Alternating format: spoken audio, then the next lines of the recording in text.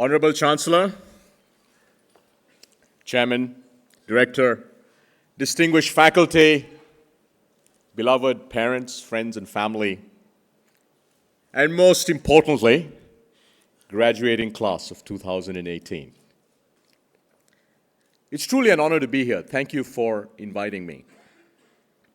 When the director called me, I guess it was 6 or 8 months ago, and asked whether I could come and be the chief guest, I actually had to think about it a fair bit, and I must tell you this. Because the last time I did this, maybe it was 4 or 5 years ago, I got really bad feedback. Actually, not from the students, from all of my friends. They said, dude, nobody cares about the internet. I'm like, what do you mean? It's like, guy, these are my closest friends, by the way. They're all, I think Governor mentioned this, be open to feedback. My friends give me huge amounts of feedback. They said, you went to a non-engineering, non-technical college and talked only about technology. I said, how fun can that be? I said, oh, yeah. So since then, Director, I must tell you, I have declined every invitation to go and speak at these commencement speeches, but because I'm actually horrified that I actually would be incredibly boring.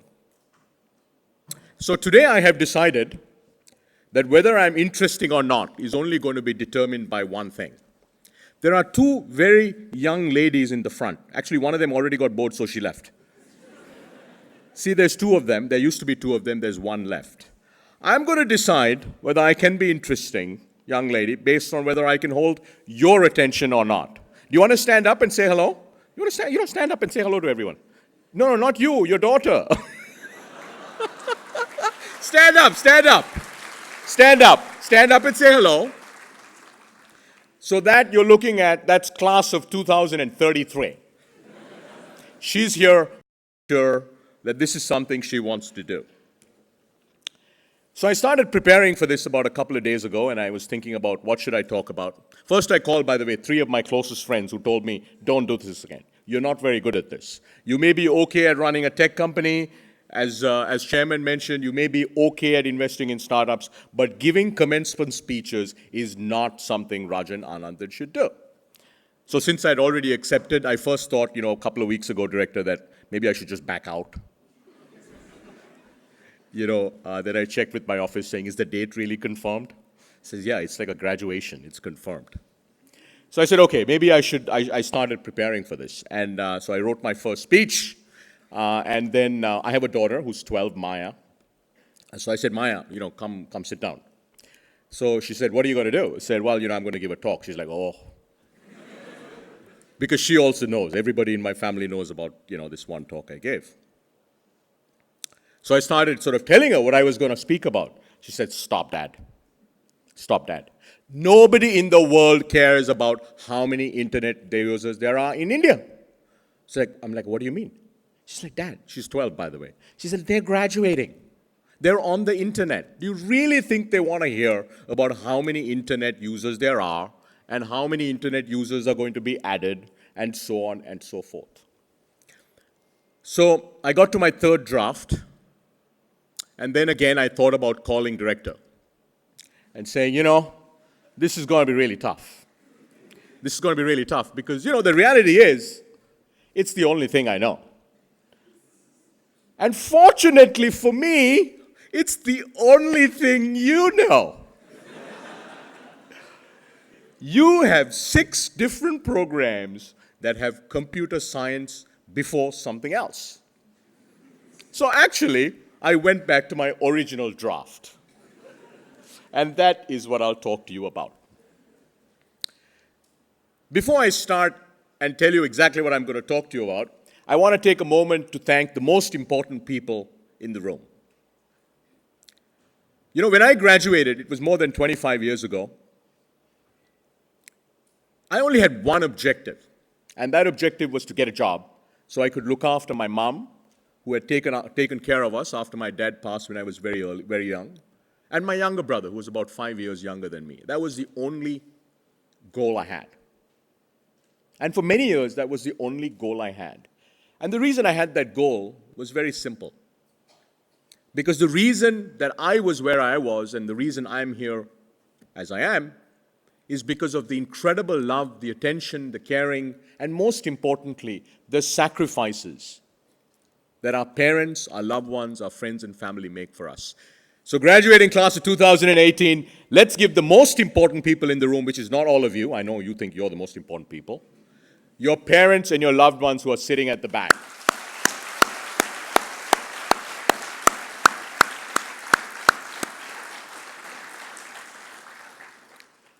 And I also want us to thank and be incredibly grateful to the faculty. Here's a little secret, Director.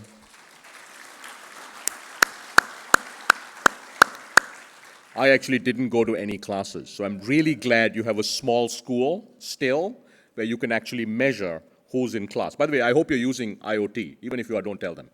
You know, just have sensors and cameras you can figure out. By the way, nobody does that today, right? Attendance, you can actually just monitor attendance. But thank you to the incredible faculty. And also all of you are here because a few folks really had the courage, the determination, the focus to build this incredible institution. He's been thanked many times, but again, I think we should thank and congratulate the director and his incredible team for building this amazing institution. And finally, before I speak, I must tell you, so my undergraduate was a little over 25 years ago. My graduate degree ceremony of this sort was right after that. I don't remember who the chief guest was, let alone what they said. Okay? So here's the thing. You're not going to remember me either, or what I'm going to say. So the one thing you should do today is do something really special. After my undergraduate degree, we had so much fun. I don't remember what happened for about a week after that. Okay? So if you're inclined that way, maybe that's what you'll do. But I do remember that day distinctly. I don't remember anything other than what started after about 6 p.m. And after my graduate degree, the only thing I really remember is a lunch that I had after the ceremony with my closest friends and our families. I remember every single person. I remember what we had for lunch. So I don't know what it's going to be for you.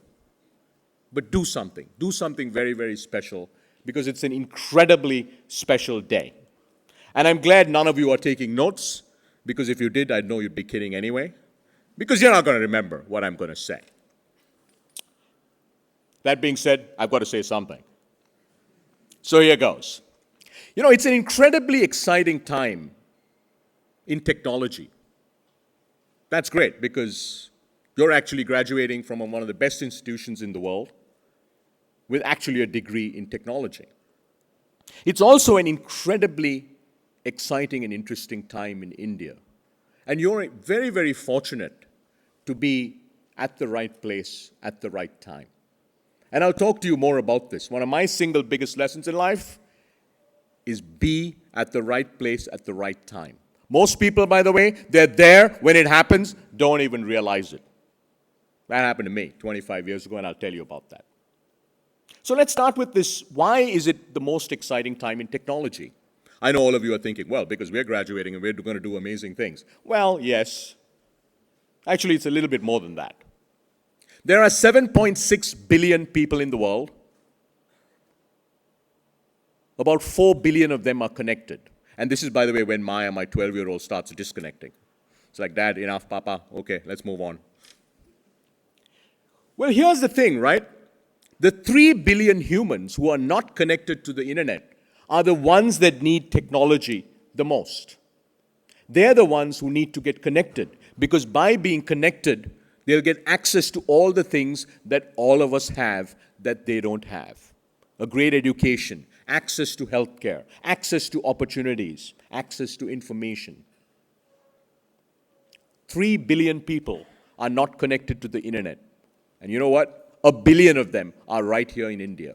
Despite this incredible internet economy that we have in India, the reality is most of India is still not yet connected.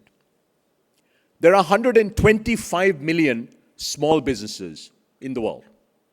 less than 50% of them are connected to the internet. Pretty interesting, right? There are over 60 million small businesses that are not connected to the internet. In fact, if you go one level deeper, less than 10% of all small businesses in the world, I'm talking about the world, use virtually no technology. Even the ones that are connected to the internet really don't leverage technology much. The most defining technology trend for the next 10, 15, 20 years, in many ways, for the first 15 to 20 years of your professional careers, will be artificial intelligence. But the reality is, we're still in day zero when it comes to AI. When I add all of this together, despite all the incredible progress we've made, despite Apple being worth $1 trillion, despite the world having 3 or 4 companies that are now valued at over $800 billion, despite all the incredible excitement in the Indian technology sector, we are still in day zero of the global technology industry. That's pretty exciting, by the way, because if we were in day number 342, this would not be a great time to be graduating. It's also an incredibly exciting and interesting time to be in India. I don't know how many of you know this, but at the end of 2017, India's GDP surpassed that of France. Anybody going to France for advanced studies or joining a French company? Okay. No wonder. When I actually told that stat to my team, I tell it very passionately. They all looked at me and said, so what? Well, here's another interesting, maybe more relevant statistic for all of you. By the end of this year, over the next 5 months, India's GDP will surpass that of the UK. I'm sure you'd agree. That's pretty interesting. By 2030, India will become the 3rd largest economy of the world, and pretty much will be in a new world order. 2030 is not that far away. I know most of you are probably thinking about next month. But 2030 is not that far away. It's 12 years away. So within 12 years, when you're in your early 30s, within 10 or 12 years of you doing whatever you're doing, you are going to be, if you're still in India, in an economic miracle, in the midst of an economic miracle the world has never seen before. That's what a $6, $7, $8 trillion economy that is growing even at 5, 6, 7% will feel like. So that's the good news.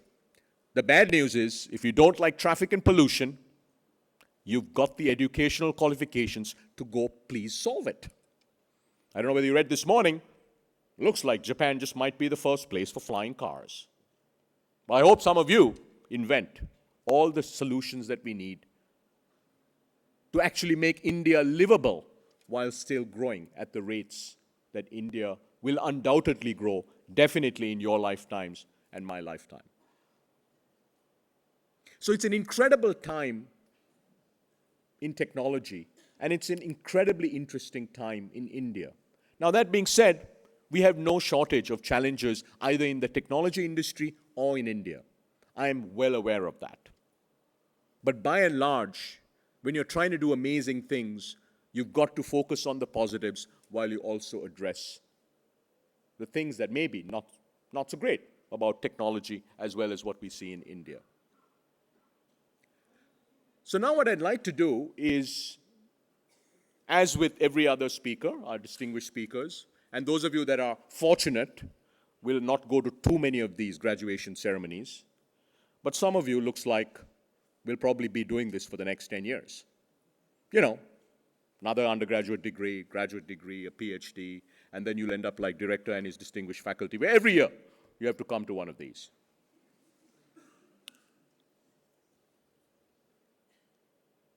So I asked myself this question, what would I do if I was in your shoes? What would I do if I was a younger Rajan sitting here in 2018 listening to a speech that I actually will absolutely not remember tomorrow? So the first thing is, I would stay in India.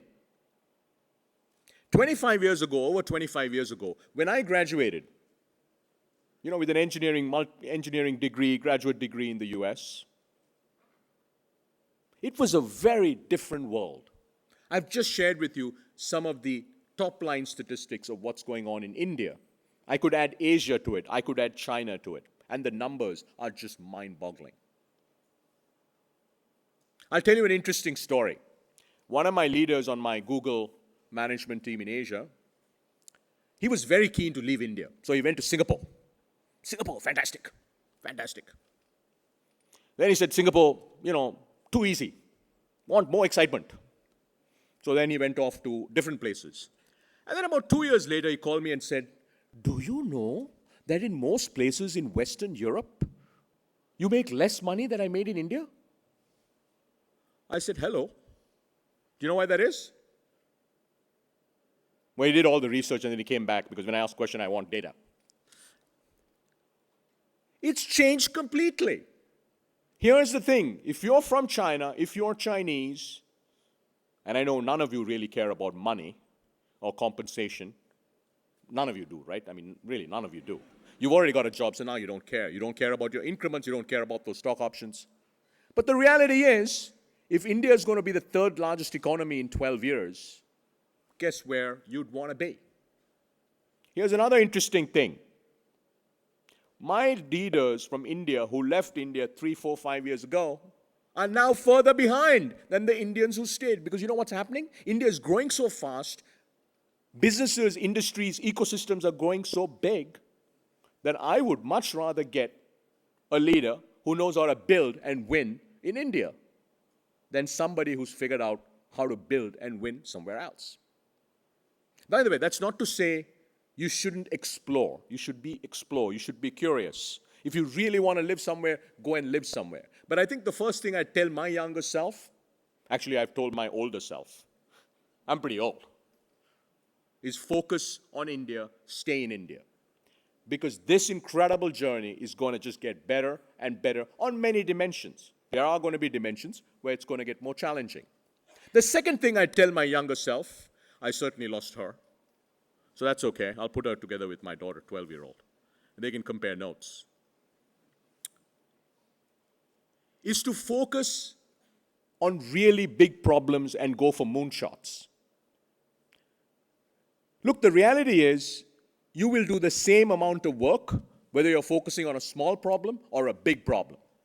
Most of you, as you get into your roles, will migrate rapidly towards small, easy, risk-free problems. You know why? Because that's what you'll do. It's easy. I'll talk more about that. Don't do that. Focus on really big problems. Focus on those moonshots. Now, the great thing is, India has no shortage of big problems. We have massive problems across every sector. And actually, I view that as an incredible opportunity for every single one of you.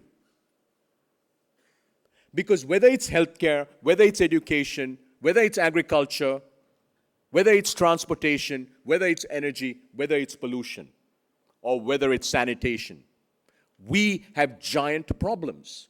And for technologists, each of those problems provides an incredible opportunity to innovate, an incredible opportunity to have impact. A lot of people ask me, hey, look, Flipkart just got valued at over 20 billion. They got solved. Just this year, 2018 year to date, India has created 8 new unicorns, 8 companies, 8 startups that are worth over $1 billion. Right? Companies like Freshworks, like Swiggy, and so on. So is there really more room for more companies, for more big companies? And my answer to that question is, it's still day zero. And you know why? Because everything, almost everything, that has happened in India's startup ecosystem so far has focused on what I call India One, the first 100 million Indians. Urban, educated, speak English, reasonably well-to-do. Actually, that pretty much describes this room, by and large. But that is not real India. The real India is the next billion. The real India needs much better solutions, not to get their Samsung phone shipped to you in the next 5 hours. They need better solutions in healthcare. They have no access to high-quality healthcare. They need access to high-quality education. 50 million Indians are farmers. They want farming households, not farm workers, farming households. They can barely make a living. Do you know what you can do if you apply great technology? Incredible. You can double, triple, quadruple their yields. And imagine the impact you could have on millions of people, and therefore the kinds of businesses that you can build. So focus on moonshots, build solutions for really big problems. By the way, if you end up in that job where you're maintaining a legacy system, that's cool too. Just reduce the cost of maintenance by 90%. Okay? Because you can say, oh, that's not a big problem. Well, every problem can be a big problem if you have a moonshot solution. But by and large, try to focus on the bigger problems. Third thing I tell myself is the importance of focus and perseverance. You know, if you want to really solve big problems, you've got to focus, right? You can't really solve big problems by trying to do too many things. Solving big problems requires focus, and as important, requires time and perseverance. You won't get it right the first time, or the second time, or the third time, or the fourth time, and it's totally cool. Solving big problems, going after the moonshots, is like playing test cricket. I know, most of you don't watch that anymore. Today's generation is about IPL. It's T20, it's 4 hours, the game's over. Welcome to life. Life's test cricket. And if you really want to make an impact, it's like a test series. 5-day matches, 5 matches in a row. That's what it takes. That's perseverance. The next thing I tell myself is be fearless. It's natural to have fear. But the single biggest thing you'll have to get over if you're really going to be great is overcoming your fears. And by the way, it's not fears about your family, it's not fears about your own health. It's the fear that you won't be successful. It's because of that fear you won't take risks. It's because of that fear you will always take the safe path. Well, here's something I'll tell you. Taking the safe path never led to greatness. So take risks. Be fearless. You know, everyone worries that when they fail, everybody around them is going to remember their failures. So here's another interesting thing I've learned. Nobody remembers your failures except yourself. You're the one that torments yourself when you failed. They only remember your wins. People remember when you won. I have failed many more times than I've won. People don't remember the failures. They remember the wins. So win a little, fail a lot, but make sure your wins are big and they count. Okay? The truly unmemorable are the ones that have neither.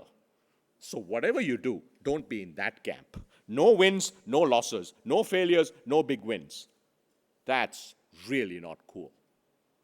And the last thing is, and several of our speakers, Chancellor, Director, and Chairman talked about this, is enjoy the journey and cherish the moments. You know, I was in my 20s. I worked crazy hours. Crazy. 20, 22 hours a day. 6, 7 days a week. That was it. By the way, I mean, today I work slightly less. I'm kidding. I work a lot less. Today I come and give speeches where, you know, little young girls don't want to listen to me. One of the things that I regret, you know, it's amazing, right? These are the moments. One of the things that I regret was my mom had come to visit me in Chicago. I must have been 25, 26 years old. And she had to go to a doctor's appointment. And I had I was in consulting, such an important progress review that I didn't go with her. It was fine, by the way. It was a routine sort of thing. Even to this day, think about this. 20 years later, I kick myself You know why? That was my mom. It was a really important moment for her. And I decided that going to a progress review of a client I don't remember, of a problem I don't remember, was more important than being there for her. You're going to have this incredible journey. There are going to be more lows than highs. Remember, there are going to be more lows than highs, and it's perfectly fine. Because the lows are what's going to make your highs better. But through this journey, enjoy it. And cherish those moments. Each of you will define what those moments are. What's important to you? Who's important to you? 25 years from now, believe it or not, your closest friends are probably in this room. Good news and bad news. Right? Cherish them. Spend time with them. Because you're going to get incredibly busy. They're going to get incredibly busy. But make the time. Because these are the relationships that matter. You know, your parents, your loved ones who are in the back of the room, they are the ones that matter. So that's what I would do. I do a lot of things the same way, but I do some things differently. So class of 2018, congratulations again. We know you're going to make us proud. And we know that you will make India proud. Thank you.